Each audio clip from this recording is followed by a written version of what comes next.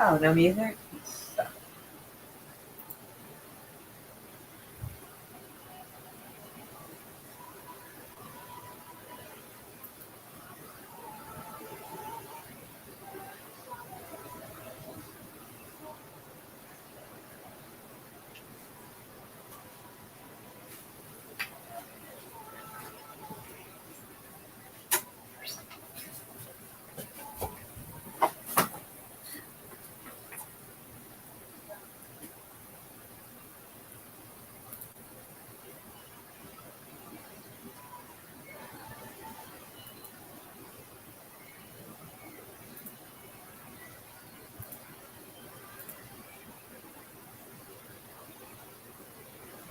meow meow and hello. Hi Bone. How are you? Hey peepers. How are you doing? I'm doing okay. Hmm. Glad to see you here. Though all warm and fuzzy. I'm really sad about like my little intro thing. I am not paying these fucking people like however much a month just so I can have like an intro video. Mm. Oh, there's a few things. Like, I mean, I'm trying to add other stuff that's not just about the Middle East. I am trying to, try to focus on other things. But right now, most of it's going to be about the Charlie Kirk stuff because some of it is just so outrageous, and the whole thing. I just, holy shit. God help me. Share screen, entire screen. There we go.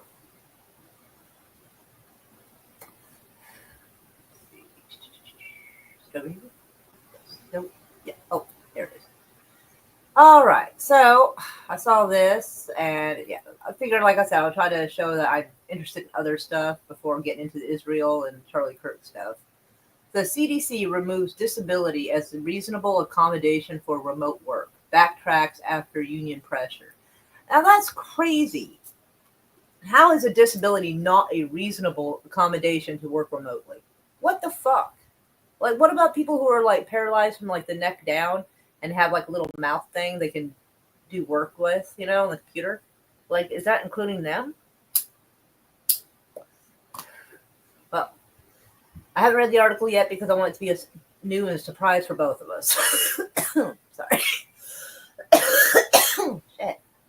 All right, let's get into it. Leadership at the CDC and Centers for Disease Control and Prevention has said employees with disabilities would no longer be approved for telework or remote work as reasonable accommodation, a stunning violation of worker civil rights and the Trump administration's own policies.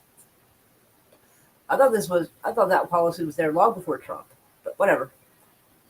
But days after mounting backlash, including reports that at least one pregnant employee was hospitalized from stress of the policy change, CDC abruptly announced it was pausing implementation of the new rule pending clarification from the Department of Health and Human Services and a review of its legality.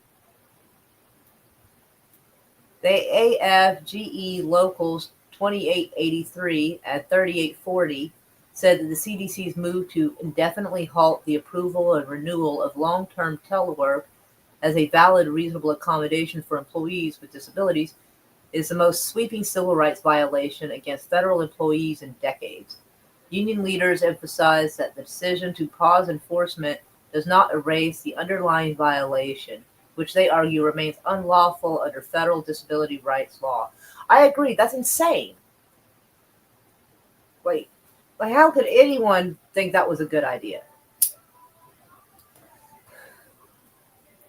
And thankfully, at least it seems like the unions are like once again coming to the rescue. Now, I used to think unions were outdated back in like my 20s and shit. And then as I got older, I found out they're the reason why you have the 5-day work week. Some jobs require more time, but on average, they have the workers' rights at all because of them. So once I got older, I realized it violates protection guaranteed to employees under the Americans with Disability Act of 1990 and Rehabilitation Act of 1973, and the Americans with Disability Amendment Act of 2008. It also defies a January 22nd memo from Trump's administrative office management and uh, budget and office personnel management that specifically protects telework as a valid, reasonable accommodation for qualifying disability. Now, I don't know what constitutes as a qualified disability. That's not my wheelhouse, but I think this is absolutely horrendous. And like, I don't know. I can't imagine why they would want to do this. Honestly. To me, it just seems like a shitty way that they're trying to discriminate against people with disabilities. That's really all I see. I used to think that too, and even sometimes I still do, but they have done some good stuff. And once in a while, they do pop up and do something good. I mean, a lot of times they're just, what's the word I'm looking for? Basically, they're just used to strong arm people into unreasonable shit.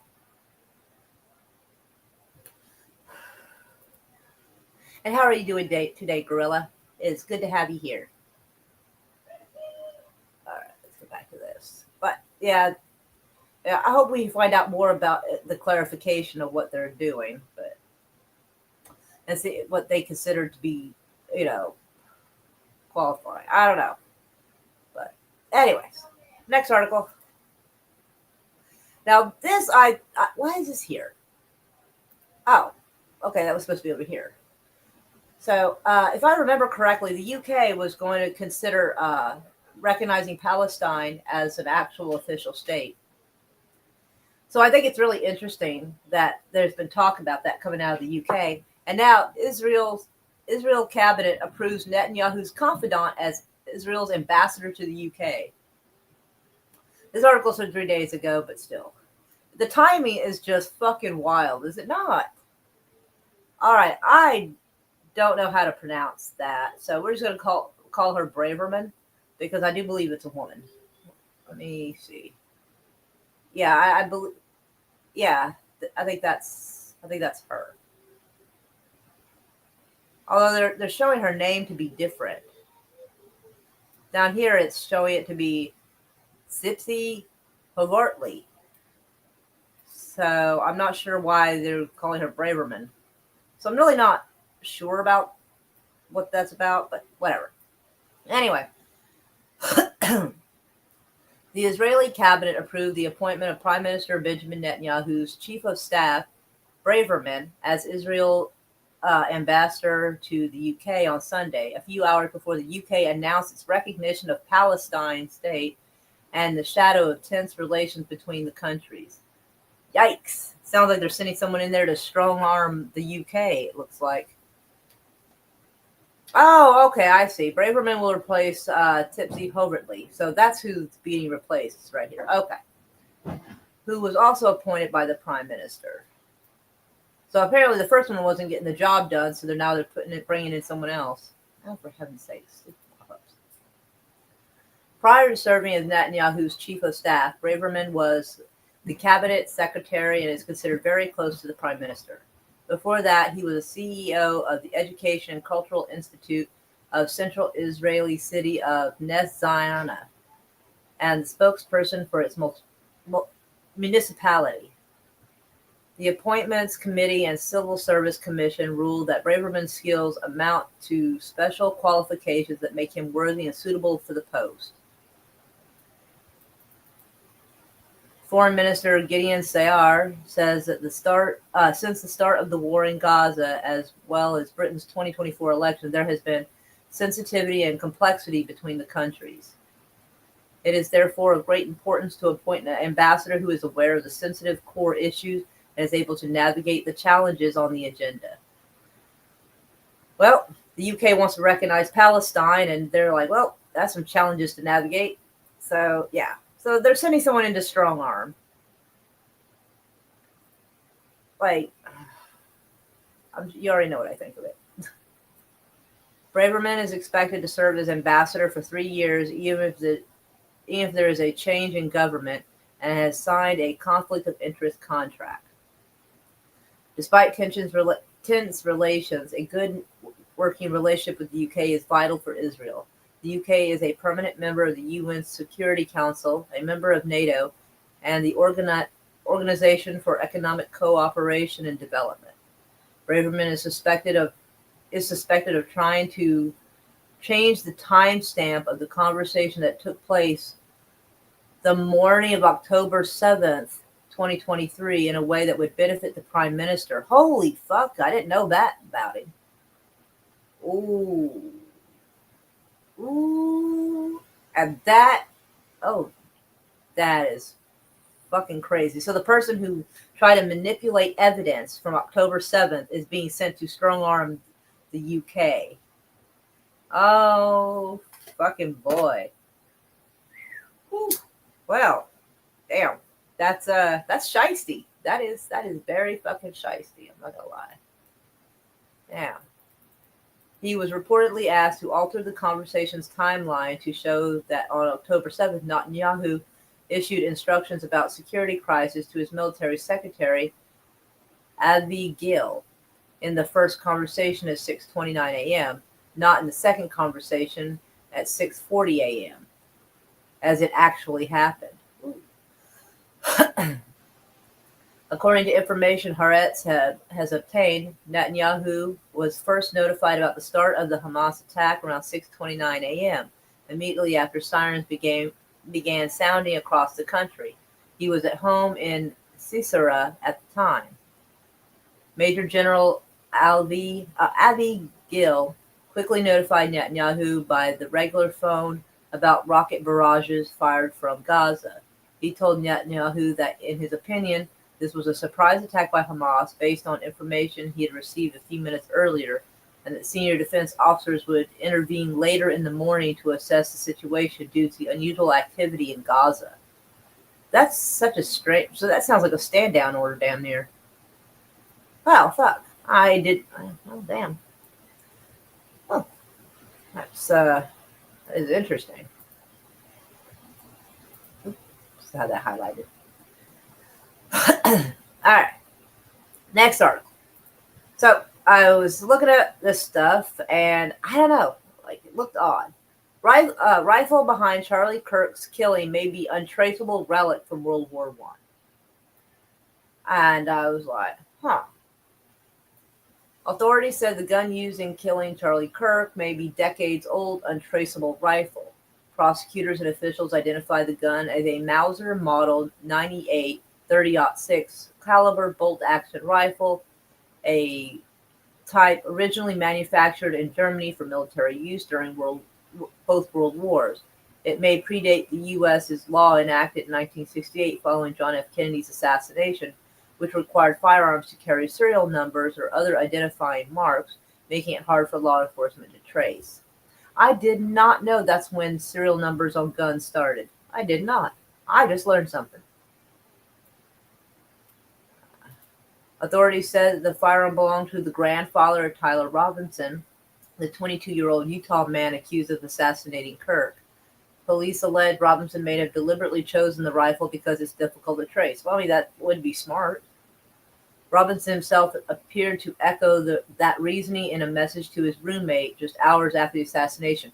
Yeah, and a lot of people are talking how the wording in those messages sounds like police officers trying to make up a conversation, like referring to a cop car as a squad car. I don't know any civilian that calls it a squad car. I mean, I'm sure there are some, but usually we just refer to it as cop cars. So little shit like that has been really suspicious, and y'all might want to look into some of that. That's pretty wild. I'm worried what my old man would do if I don't bring back Grandpa's rifle. That, I don't know. I don't know many people who refer to their dad as their old man. That seems kind of an outdated thing, but whatever. I don't know if it has serial numbers, but it wouldn't be traced to me. I'm worried about prints. I had to leave it in the bush where I changed outfits. Didn't have the ability or the time to take it with. That's, yeah, the whole thing's a bit fucking strange. So they're well, here is like a little cartoonish drawing or whatever. It shows the rifle to be black. They're claiming it's from 1906. which is a little odd, I think, because didn't it say that it was made to be used in World War I and World War II? Because World War I was like, what, 1914 or some shit? And this is implying that it's 1906. But I don't know. But also, like, in other places, they were, let's see, what was it? This is the rifle they said they found. It looks green. Like, let's look at it. It looks kind of like it's green. And that would imply to me that it's not a wood stock, that it is a green polymer, like a plastic type of stock. And they didn't have that during World War I. I looked up to see when they stopped using wood stocks primarily and started using more of a polymer. And that was around the 1980s. So the way this rifle looks, it does not look like it came from World War I or World War II. It looks, if it's got that kind of stock on it, that, that's more of 1980s. Because like I said, I mean, this looks like a greenish color, not the wood color that they were claiming in another article. So I found that to be a little odd, but whatever, I guess. But yeah, in World War I and World War II, this part right here would be made out of wood. So, but I just thought I'd share that. I thought it was kind of a weird inconsistency in the story. So, whatever, I guess. Like, maybe I'm tripping, but like, I just wanted to share that. Let me go check on everybody real quick. Oh, hello, Daniel. Meow, meow. Welcome. Glad to have you here. Marvelous, marvelous. All right. I'll leave that up because I might want to refer to that later. Excuse me. All right. So here's another headline. Oh, excuse me. Antifa cop fired over insane social media post. I can't wait to see like what they consider insane. A North Carolina police officer who declared he was Antifa in a post on social media app called Blue Sky was fired on Monday by the Orange County Sheriff's Office, according to the News and Observer.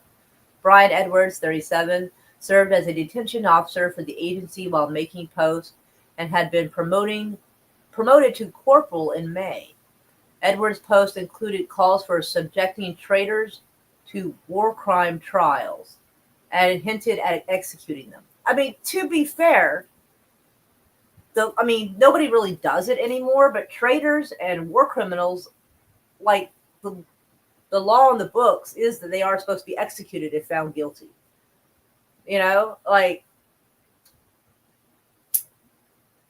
Like anyone who commits war crime, war crimes you might get executed. Treason, you're supposed to. Like, nobody really gets executed for treason anymore, but it's a law that's still on the books, I do believe. It has been since the inception of the country. But to be fair, subjecting traitors to war crime trials and hinting at executing. Who hasn't done that? I have. I mean, almost every Republican I know has either posted something like that in the last 10 years or has liked posts that said that stuff. I've said that we have politicians that should be tried as war criminals. I've fucking said it. Maybe I didn't hint at executing them. I might have. I don't remember. But I did say they should be beaten with sticks in the street, though. I did say that. I stand by that. But I feel like as much as cops can get away with shit, I feel like him posting that should not be what got him fired. But, okay. I maintain that the biggest mistake the U.S. government has ever made was letting the traitors from the Civil War back into our country without punishment. Okay. I've heard that a lot. When this is over and the right wing is once again defeated, we will not make that same mistake. Well, that's kind of wild, but okay. Let's see. Oh, okay. I guess it shows his post on here. It says that Brian has declared himself a member of Antifa. There's mostly peaceful memes is showing this. Apparently, he feels the right should face war tribunals, be thrown in prison, and executed by guillotine.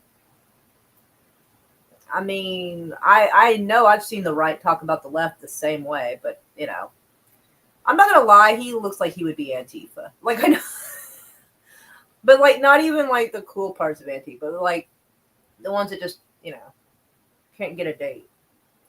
He's got like an incel chin. Like I know that's mean. I'm sorry. I shouldn't be petty like that. My bad. Let's see. There will be war crime trials, and I can't wait to see every one of them thrown into a prison for the rest of their lives. It may even be time to bring back the guillotine. I heard the right, my side, and I said it too. I said the same shit that Obama should be tried as a war criminal. I said it about, I think, every president we've had, just about. I said it about Bush. I said it about Obama. So, like, I just can't wait the day that, like, feds knock on my door to bitch about my shit. And I'll be like, kiss my ass. Right before they arrest me, I guess. We must maintain the public trust as we go about our mission to protect and serve and treat everyone with dignity and respect. Orange County Sheriff Charles Lockwood told the News and Observer after confirming Edwards' termination for violating the office standards of conduct and social media policies. So, like, a person in their private time can't talk shit politically? That's crazy. President Donald Trump declared Antifa a domestic terrorist organization on Wednesday in a post on Truth Social. I am pleased to inform that our many USA patriots that I am designating Antifa as a sick, dangerous, radical left disaster as a major blah, blah, blah. I think everybody's seen that or heard about it. The organization was involved in violent riots in the wake of May 2020 death of George Floyd and in the January 2021 riots of Portland, Oregon. Members of the group also attacked and beat a journalist, Andy Injo. I don't know how to pronounce that. Sorry. In Portland in 2019. I actually did not know he was attacked. That's crazy. Yeah, I'm not condoning that either. Like, yeah, setting fire to their own neighborhoods. Although a lot of that I don't think was even their own neighborhood. I think they brought in a lot of Antifa people from out of state and bust them in to neighborhoods and had them riot there. Because I don't think a lot of those people that were from there would actually set fire to their own neighborhood. You know what I mean? But that was definitely organized to fuck with people. But still, so that's why the cop got fired for that. And yeah, he doesn't look like he's made a strong moral character. I'll say that. Like, yikes. He's a little. I mean, I look at him. He looks like he should have his hard drive checked. And it's not because of his political affiliation. It's just the way he looks. Anywho, let me check on everybody over here real quick. Yeah. I mean, I haven't gone to check out the guy's social media myself personally, so I don't know if he really called himself Antifa or they just assume anybody who's anti-government now is Antifa. Like, I don't know. I mean, kind of whoever's anti-government, just depends on who's president at the time. So, like when Obama was president, anybody anti-government was considered right-wing. Now, anybody who's anti-government is considered left-wing. It just changes. Personally, I hate them all.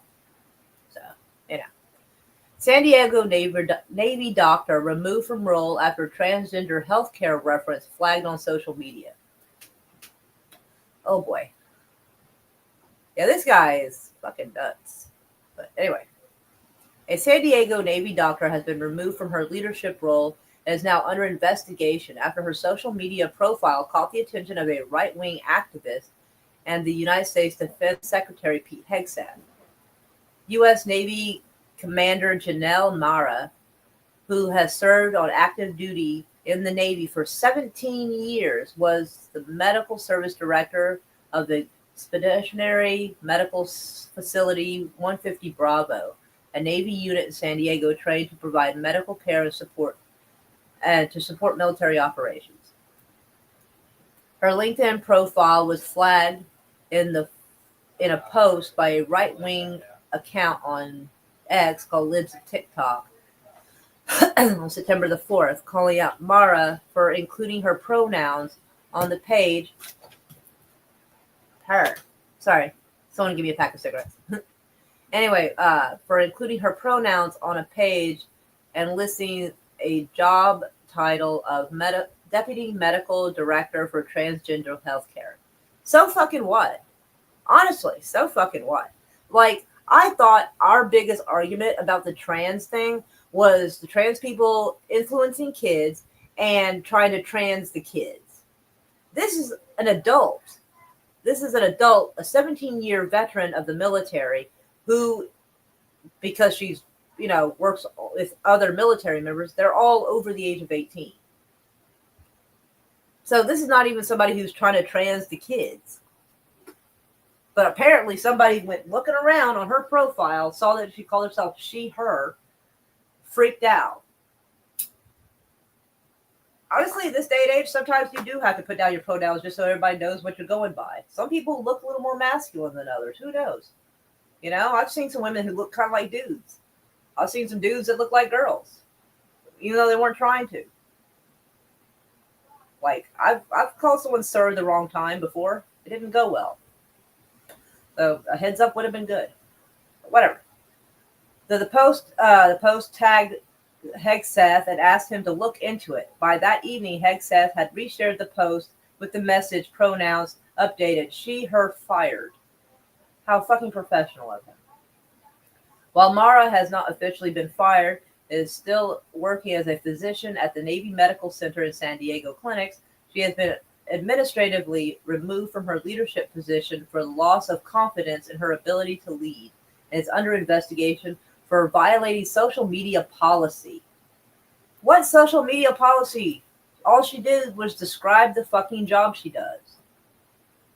Like, if the military gives transgender health care, then, like, shouldn't your issue be with the military itself for doing that, not for her doing that job? If that's the job she has, that's the description of her job. Like I said, I thought everybody was a freak out about trans people because they were afraid they were going to trans the kids. This has nothing to do with children at all. This is just petty behavior. The Department of Defense, which President Trump has asked Congress to rename to the Department of War, said it stands by Hegseth's post on X that commented on Mara's pronouns and indicated that she would be terminated. I think this is fucking horseshit thing. Of all the stupid things one person can do. Like, really? You're freaking out because she advertised the type of work that she specializes or does. If the military offers that kind of health care, I don't see the problem with her advertising that she does that kind of health care. And who gives a fuck if she puts her pronouns down? Who gives a shit? It's not even the wrong pronouns. She is actually a woman. She is putting down the correct pronouns for her gender. So she didn't even put down like different ones. Like, oh my God. The government should not be this worried about some dumb shit like this. We have other things to worry about, honestly. The War Department is not in the business of radical gender theory. We are in the business of war fighting, Pentagon Press Secretary Kingsley Wilson said in a statement. Secretary Hegseth's post on X reaffirms this.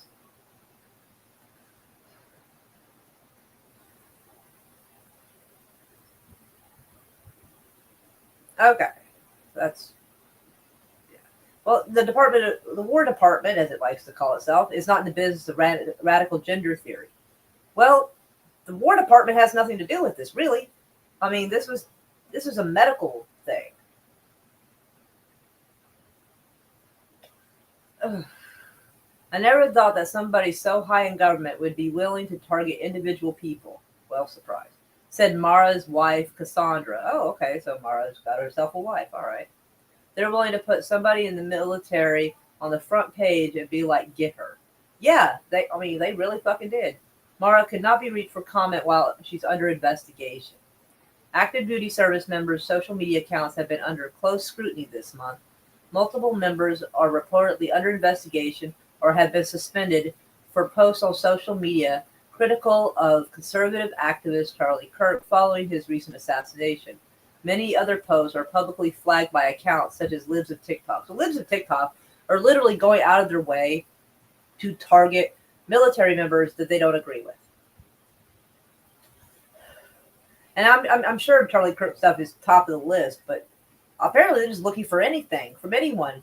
Like, if you're not in lockstep, you're in danger of losing your job, and that is insane. The right is turning into everything they claim the left was. This is what is happening. We're firing doctors, we're firing military members, all kinds of shit because you don't like the job they do, I guess. Fucking insane. Let's see.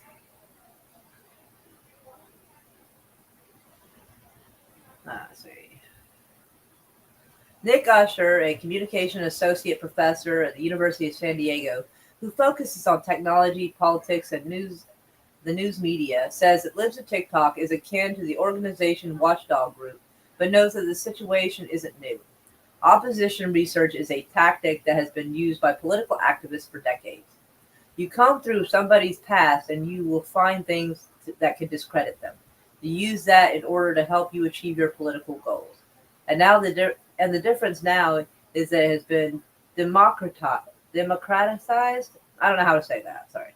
And anybody can be a part of it. A Navy official confirmed it's actively reviewing reports of sailors whose social media activity is misaligned with the department's current social media guidance, and did not elaborate further on exactly what current guidance entails. So yeah. So now military members are being targeted for not doing groupthink. That's what that is. Our old military members. Like, I don't know if y'all remember a while back, like last 10 years, there was on again, off again talk that if martial law or some shit ever happened, would our military fire upon its own people? And a lot of military said they would not. Some would, some would not. Well, if you ever want to know how you get to a situation where you have military members that will fire upon their own people, this right here.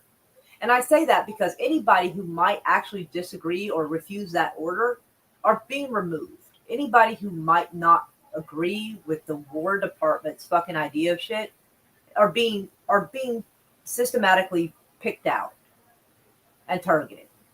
So by the time this is all said and done, the only people who will be in the military are people who will absolutely blindly be obedient to the War Department. So if they say to fire upon their people, they probably will. Because I know that may sound like I'm blowing out proportion, but when you single out people who do not agree with the government, and you single them out for personal shit as a personal attack and have them removed, you're getting rid of people who are thinking for themselves, who do not group think with the military. They want people who are blindly obedient to the orders and nothing else. And that is an insanely dangerous thing that we are leading to.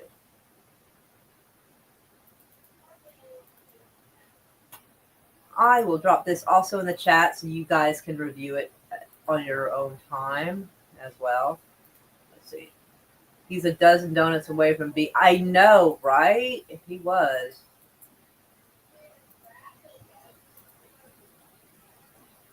There we go.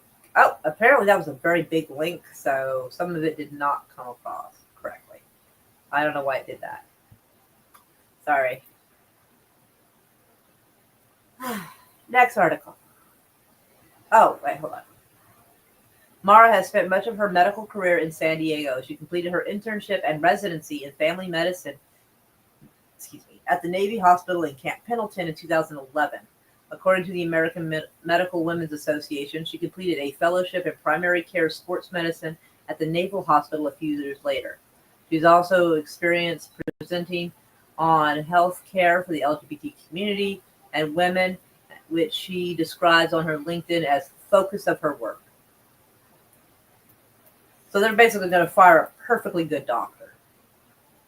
Not because she did anything dangerous, not because she screwed up a patient's medications, No, because she had fucking pronouns in her shit. For fuck's sake. Who cares?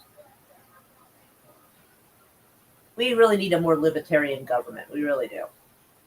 Alright. Next article. If it'll fucking load. Okay, there we go. ICE agents hold 5-year-old girl to lure immigrant dad outside. Is this your daughter? Holy shit. ICE are now fucking taking kids and using them to basically holding them hostage. Federal agents caught and detained a 5-year-old girl to lure her immigrant father outside the family's home following a brief traffic pursuit. Video of the incident Tuesday in Leominster, Massachusetts, captured the family's anguished screams as immigrant and customs enforcement held a 5-year-old girl outside after chasing her father, Edward Hip, a Guatemalan man who's lived in the U.S. for 22 years.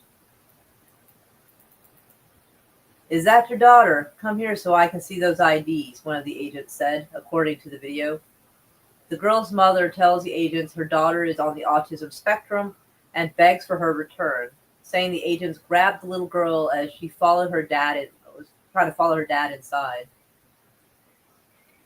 Hey, I can give you IDs through the door, Hip offered, but the agents ordered him to come outside. So he's offering to show his ID through the door.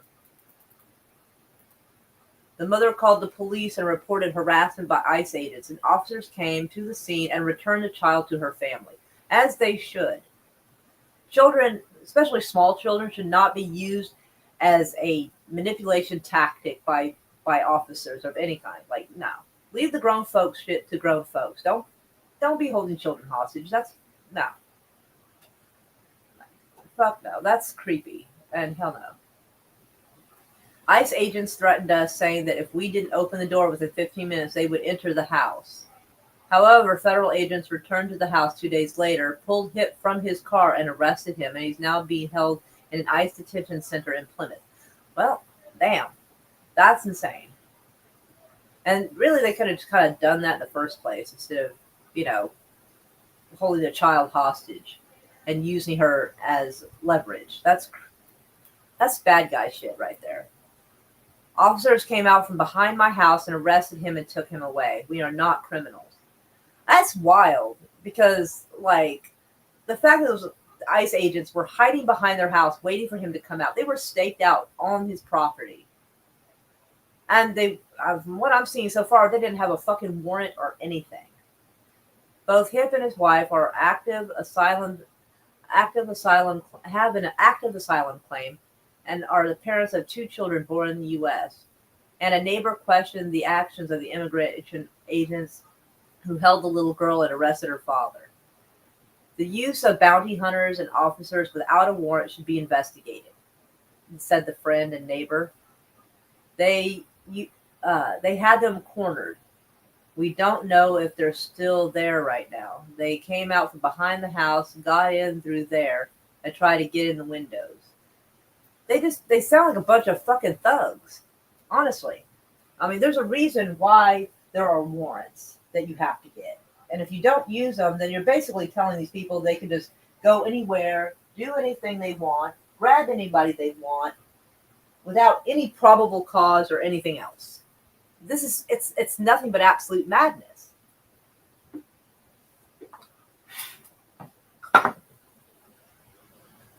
And right now, ICE is one of the most funded the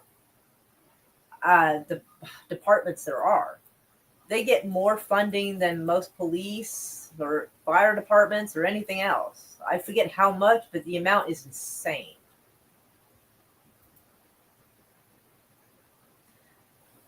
Next article. Let me get a drink real quick. All right. The world according to Trump. You're all going to hell and I'm your only hope. Holy shit. Holy shit. This guy thinks he's the next Jesus, I guess. Oh boy. Not even that the country's going to hell. We are all going to hell. And he's supposedly our savior. God help me. Donald Trump was not yet 2 minutes into his first speech to the United Nations General Assembly of his second term when he credited himself for having single-handedly forged a world that was prosperous and at peace. Well, he was, of course, referring to his first term, which led to a screed? I never heard that word. About how the president who both followed and preceded him, Joe Biden, squandered it all, largely by not being him. Granted, Biden is a fucking twat and, like, badly medicated, and fucking people around him were using him and his dementia to kind of get what they wanted. So, I mean, I agree with him there. The whole thing with Biden was a mess. Then in what became just the first of many instances of denigrating the country he once again leads on one of the biggest stages in the world, the 47th president groused about how 4 years of weakness, lawlessness, and radicalism under the Biden administration had delivered our nation into a repeated set of disasters. Well, it didn't help. But fear not, Trump went on. America has become the hottest country anywhere in the world during his 8 months back in power. And that's weird because, like, I haven't really seen an improvement in things, to be honest. The grocery bill isn't lower. The bills in general are not lower. As far as I know, we're still paying taxes. Like, we are sending billions of dollars overseas still. Like, I don't see how we're actually much better, to be honest. At least that's the reality in the world according to Trump. If that's the hottest line sounds familiar, it is. Trump has repeated that phrase at least 100 times since debuting it during his trip to Saudi Arabia over the summer. It's nearly always paired with a denunciation of Biden and his former administration. It often serves as a signal that the president is wrapping up his remarks at whatever event he's attending. But today, it was just the start of his 60-minute speech to the UN delegates. Following remarks, Secretary General Antonio Guterres and Brazilian President Silva. Both men spoke about the importance of the United Nations and praised the multilateral institutions while warning against rising attacks on democracy and the dangers of ongoing international cooperation. Foregoing international cooperation. Trump's message, on the other hand, was mostly about Trump. After more bragging about his administration's record on tax and regulation cuts, he turned to another subject he enjoys talking about, how he and his Homeland Security brain trust have virtually shuttered the U.S.-Mexican border. Then he scolded the rest of the world, including Great Britain and many other close allies, that they're going to hell for being too welcoming to immigrants, particularly those from the global south. Thanks. It's destroying your country, and you have to do something about it on the world stage. In the same breath, after insulting most of the world, he claimed next that America is respected again like it has never been respected before. I don't know if that part's necessarily true. Compared to last year or the previous 3 before that, the implication is being that the only reason the world's strongest superpower would be respected is because he's president. Oh, this has got to be an opinion piece. Let me go look. It's a story, not really saying it's an opinion piece, but I'm guessing by the slant to it, it is a bit. But yeah, not really impressed with that article. Like, I'm not impressed that Trump sounded like that in front of everybody, but, like, mostly this is slanted. This is somebody's opinion. I like to make my own opinion based on, like, just, unbiased shit, if I can. Charlie Kirk, could be placed on U.S. currency under a new House GOP proposal. Oh, Jesus Christ, man. They are turning this into an absolute spectacle. They really are. There are so many other people who have died who would be more suited to be put on American currency. I mean, I'm not trying to be a dick, but Charlie Kirk was a podcast guy. I mean, that's basically where he started. He'd go up there and he would argue and debate people, which is nothing wrong with that. But I don't feel that it quite warrants being put on the U.S. currency. He didn't fight in any major battles. He wasn't like a founder of the country or something. He didn't sign the Declaration of Independence. Like, god dang. A pair of House Republicans are pushing to have Charlie Kirk memorialized on the U.S. currency in the wake of his assassination earlier this month. Republican Study Committee Chairman August Pfluger, I guess, and Representative Abe Hamada plan to introduce a bill later this week directing the U.S. Treasury to mint 400,000 silver coins with Kirk's likeness.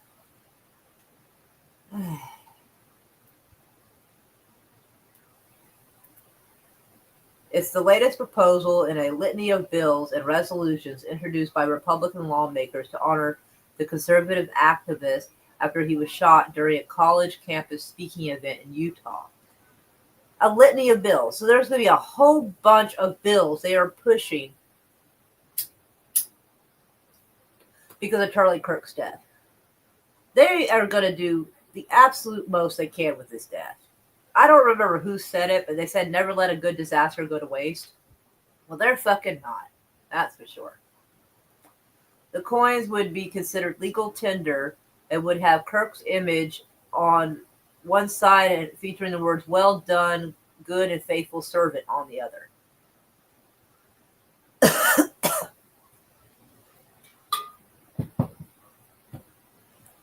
This is some weird shit. I feel like this...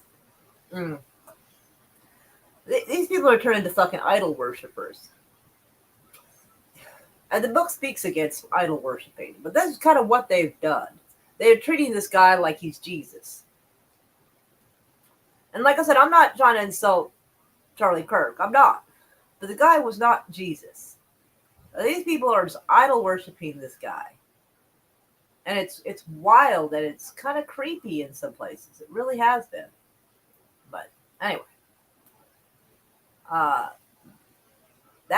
Let's see. That must be a sample of something else because that in no way does that look like Charlie Kirk. Not even a little bit.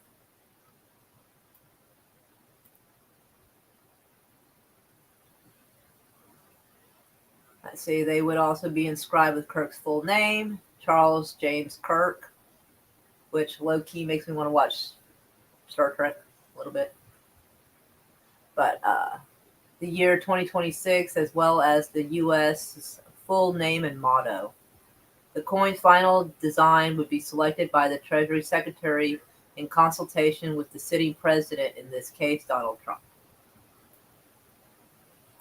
Since 1892, Congress has authorized commemorative coins to celebrate and honor historical American patriots. He also hailed Kirk as an American treasure. See, I feel like that's pushing it a little bit. Again, I'm not trying to down the guy, but holy shit. He tirelessly sacrificed his time, energy, and money to save this nation. I don't know how much of his money he sacrificed. He was making good money. His Turning Point USA had a lot of fucking money. So I don't know how much of his money he actually sacrificed. His time and energy, sure, I'll give him that. Let's see. To save this nation for future generations. Ultimately, at the hands of the radical leftists, they're claiming, he sacrificed his life. No, his life was taken, but whatever. His life must be commemorated, and this coin will allow us to pass a reminder of his remarkable life on to generations to come. Oh, for heaven's sakes. Pfluger said that passage of their legislation would make Kirk, at the age of 31, the youngest ever American to be placed on U.S. currency at the time of the coin's minting, which the Texas Republicans called an honor fitting that cements his extraordinary legacy alongside presidents and founding fathers who shaped our republic. Oh, for heaven's sake.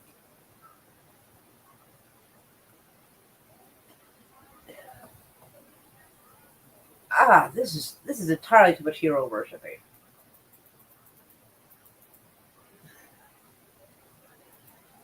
The whole be of this earth, or do not be of this earth, seems to be getting a little out of, it lost the plot. All right. Charlie Kirk was a conservative titan whose transformational impact on millions of Americans deserves permanent recognition along with our nation's greatest leaders and influential figures. I feel like that's blowing it way out of proportion. I'm not. Benjamin Franklin, notably with his faithful $100 bill, Alexander Hamilton, Sacagawea, former Supreme Court Justice John Marshall, and Susan B. Anthony. I feel like all those people did more, but I don't know. That whole thing seems bizarre to me. But let me check on everybody over here. Hello, Lady Mist. Meow meow. Welcome. Glad to have you here. You sounded crazy. I think this Fluger person sounds crazier, to be honest. I mean, Charlie Kirk was just kind of doing his thing. And I don't like a lot of the stuff that Charlie Kirk said early on, but some of the stuff he said in the last year, some of it where he started waking up to what was going on in Israel. And he was one of the first conservatives I've seen actually call what's happening in Gaza as actually ethnic cleansing. He started actually waking up and was like, maybe we should question this. And I think that's why he was killed. So when Netanyahu said he was killed for his freedom of speech, I believe that's more of a confession than anything. So I do believe that man died a martyr, but I don't see him dying a martyr the way they're seeing him. They think all the things he's done was fucking great. I don't. But I think he was a serious liability to the shilling of Israel, because they already got Tucker Carlson asking questions. We already know what Ben Shapiro did to Candace Owens when she started questioning what was going on in Israel, and he tried to ruin her, and she came out on top and with her own podcast now. So if Charlie Kirk had joined the ranks of those two, they would have Israel started losing ground. And that, I think, is why. Because I think it was a week after, like he was scheduled for a week after he was killed to have a podcast with Candace Owens, and they were going to talk about that stuff. And so I think it's wild that he was killed before he could do that podcast. So I think that's truly what did it. I mean, if a leftist was going to do it, I feel like they would have done it sometime further back, when he was, making his disparaging comments about immigrants and women and all this. I feel like that would have been the time, not when he started waking up to what was going on with the genocide. My cigarette went out, sorry. All right, so let's go on to the next thing. So, yeah, I have such an issue about the more or less ceremony, the funeral. I guess it's a funeral. Like, I've never seen a funeral that had fucking pyrotechnics. This was the tackiest fucking display I've ever seen. Hold on. Look at this. She comes out there. First of all, she's a grieving widow. Why is she wearing white? That's kind of a weird thing. If you're mourning the death of your husband, you wear dark colors. You wear black or dark navy, something like that. You don't wear white. That's kind of bizarre to me. But look at this, fucking pyrotechnics. It looks like the fucking WWE when somebody's coming down the ramp and they're about to fight somebody. I mean, like, am I tripping? She's wearing white. She does, like,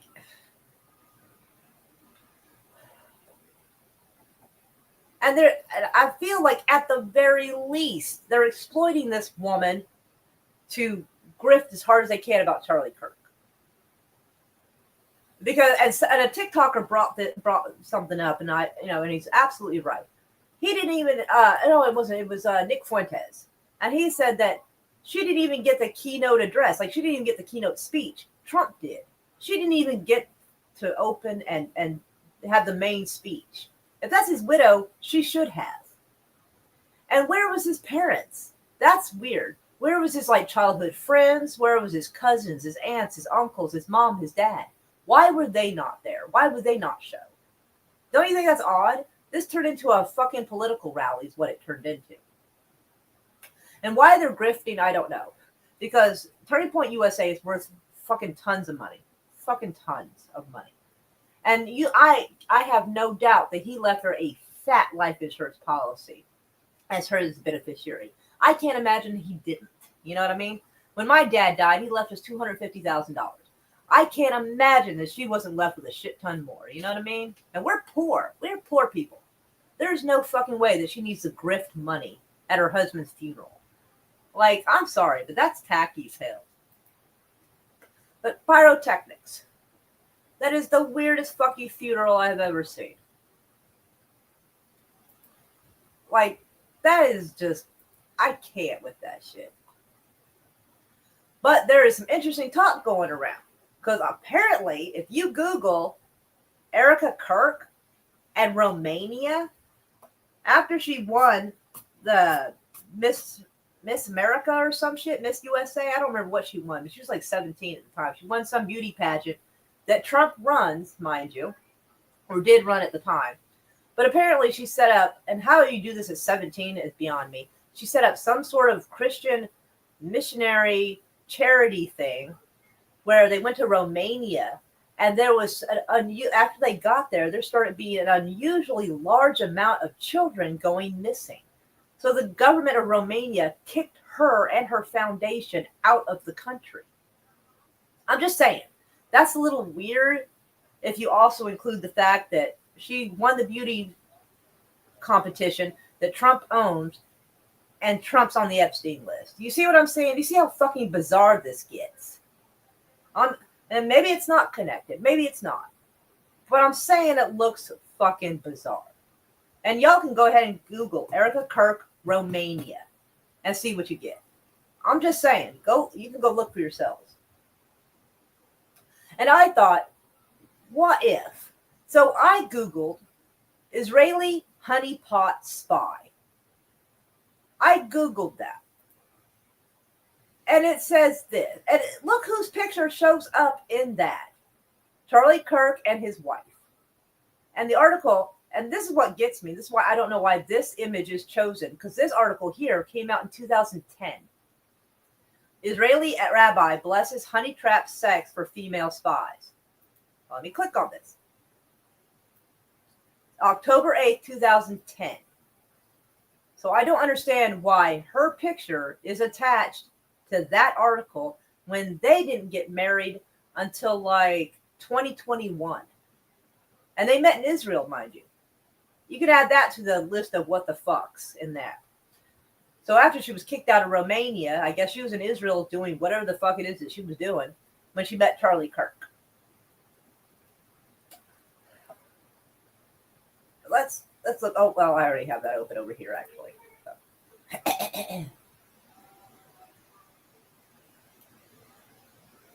An Israeli rabbi has blessed the use of female spies in honey trap or honeypot stings against terrorists. Although you can know they're using them against more than just terrorists. The ruling by Rabbi Ari Shavat, actually I think I may have actually pronounced that correctly, contained in a study published by the Zomet Institute, was first reported by the news agency DPA and published by Haaretz. Remember, this article's from 2010. Israeli officials confirmed that the rabbinical ruling and the gist of the study for ABC News. The Zomet Institute study of intersection of religion and modernity. It examined whether it was acceptable for female agents of the Israeli Foreign Secret Service, Mossad, to have sex with the enemy in a so-called honeypot or honey trap sting mission. Israeli intelligence has made repeated use of honey traps. In 1966, a female Israeli spy convinced an Iraqi pilot to defect to Israel with his MiG. 20 years later, a female Mossad agent lured, whatever the fuck that name is, I don't know, a nuclear technician who had revealed details of the Israeli nuclear program from England to Italy, where he was abducted and brought back to Israel. According to the Haaretz.com, Rabbi Shavat wrote that the honeypot missions are not just a thing of modern day espionage.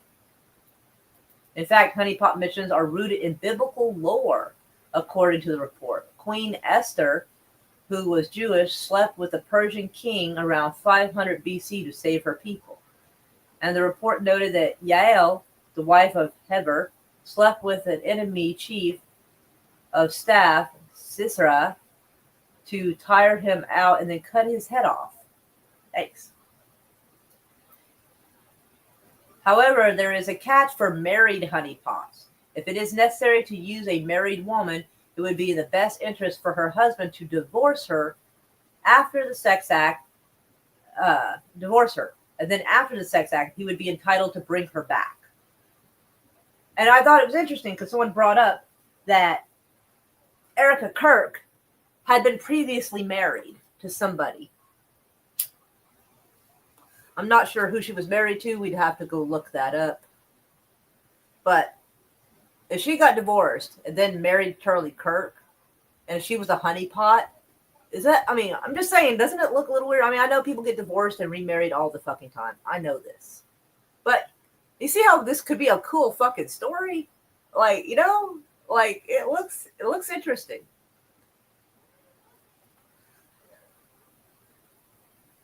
But yeah. The fact that I Googled Israeli honeypot spy, and this image comes up on a 2010 article, makes no fucking sense to me, but you can see it. You see it here for yourselves as well.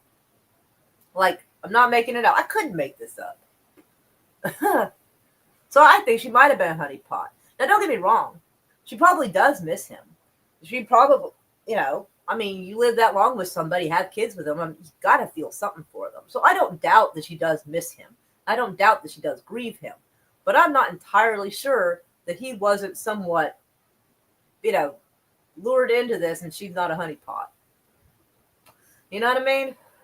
Because he was starting to question Israel. And before this poor man's body was even cold, Ben Shapiro and his, whatever it is, that fucking Daily Wire bunch, decided they're going to take over both of those, the Daily Wire and Turning Point USA. And they're going to have her as a figurehead to do so. So, and that brings me to Oklahoma news. Makes you wonder how. Well, let me tell you. So our superintendent, who, from what I hear, is thinking about resigning anyway, and maybe he should. Ryan Walters is wanting to introduce Turning Point USA chapters in every Oklahoma high school. Wow. Just fucking wow. Because if it's so great, why wasn't this done sooner?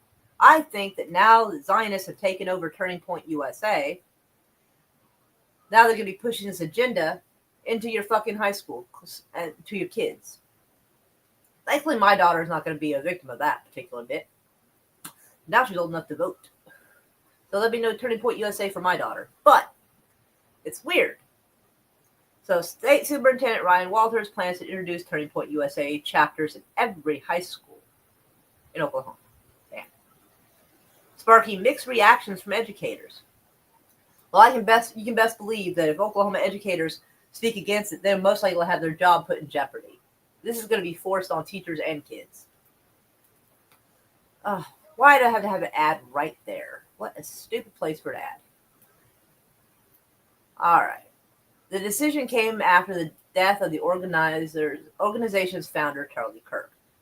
We're putting a Turning Point chapter in every high school in Oklahoma, Walter said. Last year, we partnered with Charlie to have Turning Point USA brought into Oklahoma high schools. Okay, I didn't know that was partnered last year. I hadn't heard a thing about it, and I live here.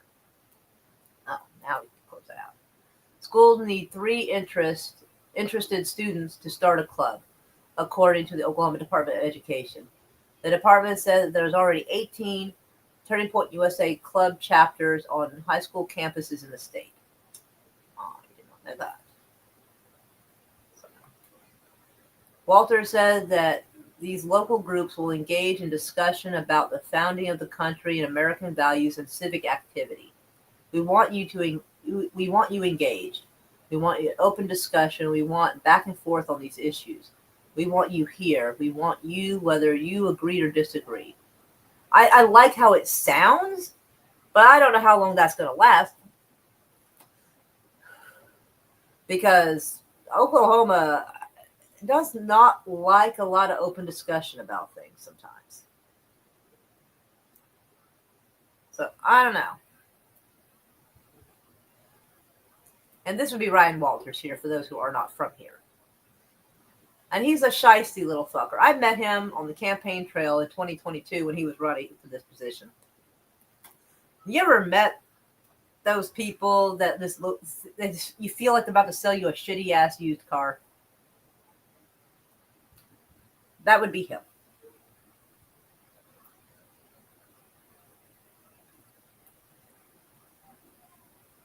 I don't have any problem with a student club if it's initiated by students, Gallagher said. Nadine Gallagher is a middle school English teacher and president of the Crooked Oak Association of Classroom Teachers.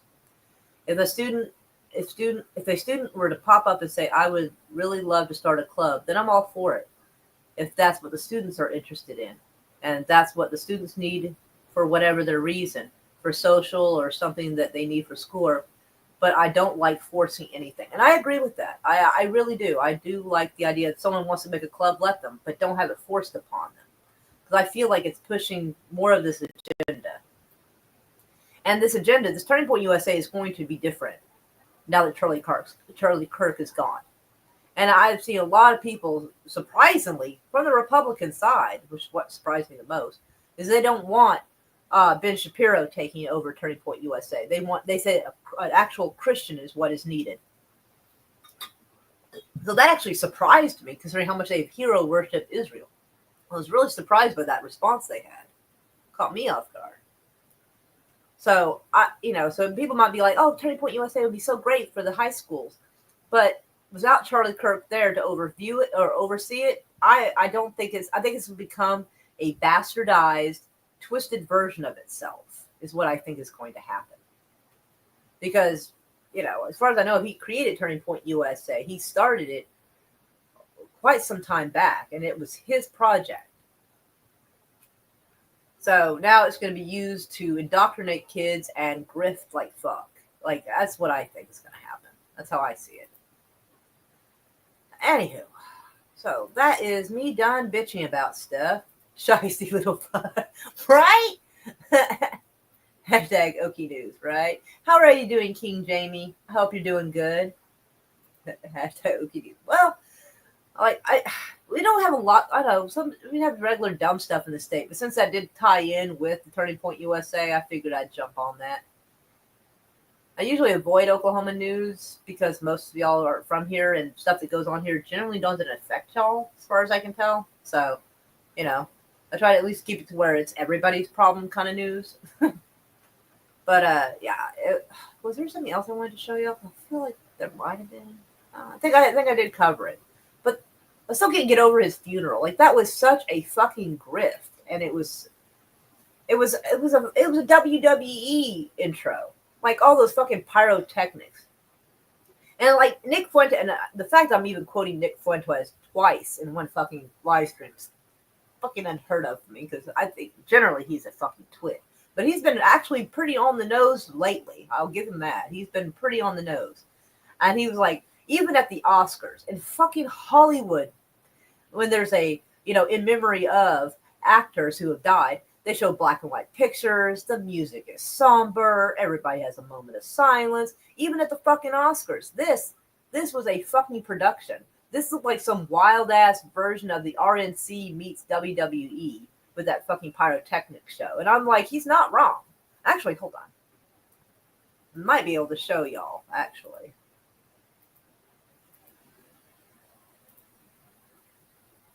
What happened on Sunday, whatever you want to call that, that was a political event. That was not a funeral. It wasn't. They didn't market it that way. That's not what it was. It was a memorial. And what it really was effectively was a big political rally. Did we hear from Charlie Kirk's friends, relatives? Did we hear from the people that knew him the best? No. We heard from the RNC. We heard from the Secretary of Education. We heard from the White House Chief of Staff. We heard from the White House Strategic Advisor. We heard from the Secretary of State. We heard from the Secretary of Health and Human Services. We heard from Tucker Carlson. Is that a funeral? Is that a memorial? That felt LED video walls, pyrotechnics. Have you ever been to a funeral with fireworks before? Have you ever been to a memorial with fireworks? At the Oscars, at the fucking Oscars, when they do in memoriam for dead celebrities and Hollywood stars that died from getting the vaccine, do they have fireworks or do they play a sad song and show pictures in black and white? And it's somber. At the Oscars, this guy was gunned down at 31 years old, and they're doing fireworks for his grieving widow before she comes out. And she didn't even get the keynote address. The President of the United States got the keynote address. These were some of the scenes. We saw merch tables. We saw the war room with headsets speaking on a panel like it was the Super Bowl. I hope y'all were able to hear that, because I've never, I usually can't. I usually don't play my Facebook stories, so I don't know if that came through. But yeah, they had a fucking merch table selling like hats and shirts. That is not a funeral. That is a fucking grift. And they used that poor dead man to do so. That's what it is. That is the most disrespectful I've ever seen people supposedly grieving for a dead man. They were like, oh, this is a tragedy. We are going to make the most of it. And they are. And it's disgusting. Like, I've never been a fan of Charlie Kirk personally, but his funeral deserved more respect than that. That's disgusting. Fuck them. You know what I'm saying? Fuck the merch table. Fuck the pyrotechnics and the fireworks and the gaudy bullshit. That is tacky as shit. Oh my God. I never thought I'd say this, but poor Charlie Kirk. His poor memory. Good God. And his project of Turning Point USA has been taken over probably by the very people who fucking killed him. They were at least responsible for it. I know that's wild to say, but I fucking said it. The feds may knock on my door, but I'm saying it now. Yeah. Anyway, I love y'all. Y'all are awesome. I think I've got all that out of my system. So it might be, unless some crazy other shit happens, it might be another week or so before I do this again. I don't know. Like, I kind of missed it, but also kind of just didn't have the will to do it. I was like, now I'm like, okay. So if more wild shit happens, I will definitely come bitch about it for y'all. Hopefully the next live stream I do will be a movie. I just haven't decided what movie, because there's not a lot to really show. It's like some terrible slim pickings. Let's see. Yeah, Fantastic Four looks like shite. Con looks like shit. Oh, excuse me. Let's see. Bunch of movies from another country, which I don't have a problem with necessarily. Just it's not really the Hollywood stuff we're looking for. So yeah, seems to be just like a shit selection of stuff out right now. So, but I will try to find something entertaining. I know, right? Yeah, that happened so fast I wasn't able to click on it. I know, it's insane. And I still understand why she was not wearing black. Like, if my husband had just been gunned down, I would not be wearing all white. Like, I know it's not popular saying anything about the widow, but that is a little odd. Like, you'd think you'd at least wear darker colors, like a dark navy, maybe. Like, if you didn't want to wear black, maybe like a dark navy jacket or something. Just wearing all white was kind of odd for me, but whatever. Maybe I'm just old-fashioned, I guess. But hugs and loves to everyone. Let's see. Let's go back up the thing real quick. So hugs to Bone, and hugs to Peepers, and Gorilla, and Daniel. And, of course, our darling Lady Mist. Meow, meow. King Jamie the Mad. I did say Bone. I hope I said Bone. I feel bad if I forgot, because I don't want to forget him. He's a good cat. You're all good cats. Anyway, hugs and loves to y'all. Mwah. Yeah, yeah.